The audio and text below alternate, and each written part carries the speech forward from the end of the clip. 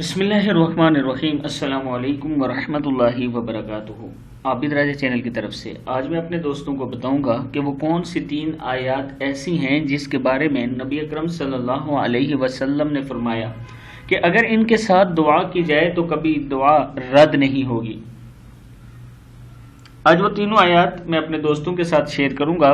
اس سے پہلے میں اپنے تمام دوستوں سے گزارش کروں گا کہ اگر چینل کو ابھی تک سبسکرائب نہیں کر سکے، بیل آئیکن پہ کلک نہیں کر سکے تو ضرور کر لیں، لائک کمنٹ اور شیئر ضرور ویڈیو کو کیا کریں۔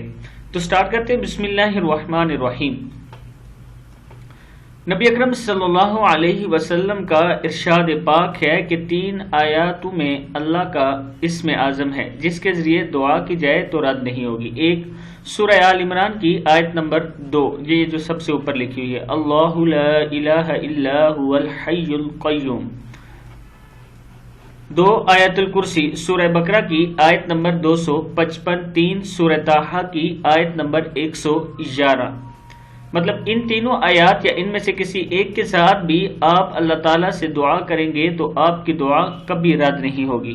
میں اپنے دوستوں سے گزارش کروں گا کہ ان آیات کو ضرور یاد کر لیں اور جب بھی اللہ کے سامنے ہاتھ اٹھائیں تو ان کو ضرور پڑھا کریں۔ اللہ تعالیٰ ہم سب کی دعا قبول کرنے والا ہے اور اللہ تعالیٰ ہم سب کو ہر قسم کی وبا اور بیماری سے بچانے والا ہے۔